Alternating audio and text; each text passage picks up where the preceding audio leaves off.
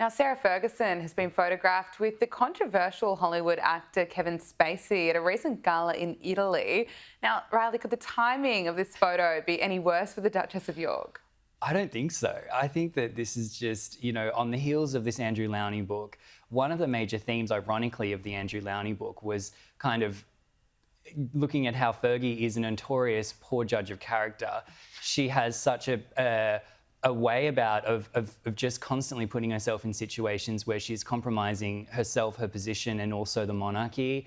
This is the last thing Buckingham Palace wants to see. I don't think they want to be bringing any more attention than they need to the Lownie book, because there's a lot of stuff in there that's quite frankly damning. And I think that this is terrible timing on many fronts. I think Fergie should be laying low. The fact that she's out at glitzy galas is one thing, but I think this really kind of speaks to the core issue with Andrew and Fergie, which I think is an overarching theme of their lives, is that they are mercenary and they are looking to live a lifestyle, and I think that they put themselves in these positions where they're vulnerable, and this is an example of that.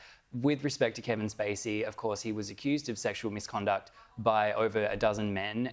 None of that has eventuated in any convictions. He's a free man and obviously entitled to live his life. He's at this gala dinner in Italy. But I think from an optics point of view, a terrible decision by Fergie to pose for a photo with him. Yeah, couldn't agree with you more. Speaking of the Yorks, two people who have also been impacted by this new book are, of course, Andrew and Fergie's daughters, Princess Beatrice and Princess Eugenie. What have friends of the princesses said about the Lownie book?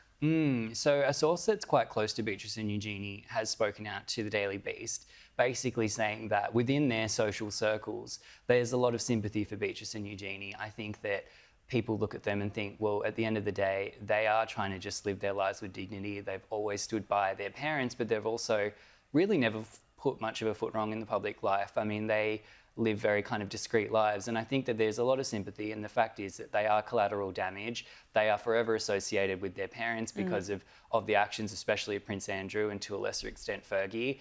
And I think that because of that, that probably has impacted maybe some of their plans. We often talk on this show about, could William, perhaps elevate Beatrice and Eugenie as working royals in future? I think that things like this book and the constant reminder of the scandals of Prince Andrew, I think that probably will be a factor in whether they are ever able to take on a front-facing role in the royal family. But as it stands, I think there's a lot of support for them within their circle, and I don't think there's a lot of kind of blame being placed on them, but how the public sees it is another story.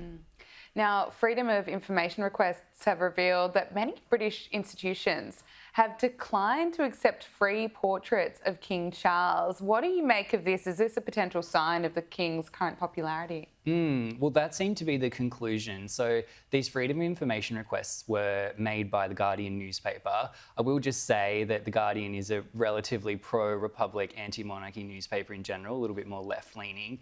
And that was sort of their conclusion. They revealed in these sort of requests that the portraits that were put out after the coronation, which can be hung in public places, in hospitals, organisations, the Navy, all of those types of things, institutions in the UK that do display these kinds of things, they have an option of taking a free portrait. I think they're about £130 each.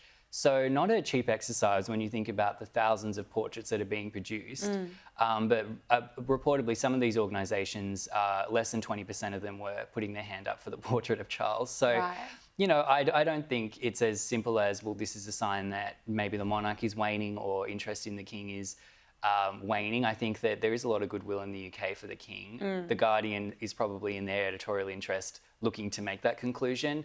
But it's certainly a sign, I think, that, how people are interacting with the monarchy is changing. I think that maybe 50 or 100 years ago, it was a portrait on a wall. But nowadays, when we think about it, the royal family has social media. They're approachable and accessible in different ways. And I think this is more a sign of that than the decline of the monarchy. Yeah, very interesting. Reilly Sullivan, thank you so much. Thank you.